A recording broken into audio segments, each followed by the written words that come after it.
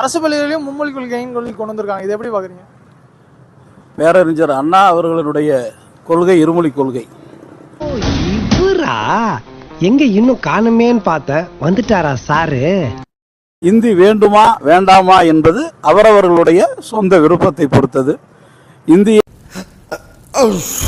எங்களை பொறுத்தமட்டில் இந்தியை திணிக்கக்கூடாது. தேவையானவர்கள் இந்தியை கற்றுக்கொள்ளலாம், அதில் தவறில்லை. நன்றி சார், இது கரெக்டாக சொல்லியிருக்கீங்க. இப்போ தேவையானவர்கள் கற்றுக்கொள்ளலாம் அப்படின்றாங்க. இப்போ பணக்காரங்க வந்து சிபிஎஸ்சியில் படிக்கிறாங்க, அது ஹிந்தின்னு மட்டும் இல்லை, எனி லாங்குவேஜஸ் 4th 5th படிக்கிறாங்க. இப்போ ஏழை மாணவர்கள் அரசு பள்ளியில் படிக்கிற மாணவர்கள் எப்படி 3வது லாங்குவேஜ், அதாவது ஹிந்தி மட்டும் இல்லாமல் மற்ற லாங்குவேஜ் எப்படி கற்றுக்குவாங்க அப்படிங்கிறது. நம்ம பர்சனல் மேட்டர் அரசியல்ல மிக்ஸ் பண்ணி பேசினா உண்மையிலே எதிர்கட்சியிலேருந்து ஒரு மூதவி அருவாளோட வந்து நிக்குது. நம்ம ஒரு பக்கம் வண்டியை திருப்புனா அது ஒரு பக்கம் போதடா கடவுளே. வசதி படைத்த குழந்தைகள் வந்து எல்லோருமே வந்து ஆங்கில பள்ளிகளில் தான் குழந்தைகளை படிக்க வைக்கிறாங்க.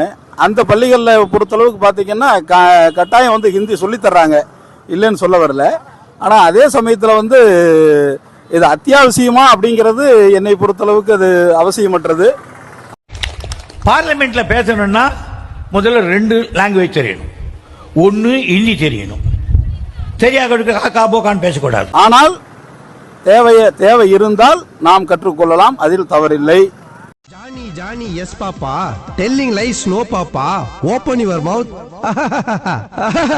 இந்தியாவை பொறுத்தமட்டில் இந்தி என்பது பரவலாக அனைத்து மாநிலங்களிலும் பேசக்கூடிய மொழிதான், இல்லை என்று சொல்லவில்லை.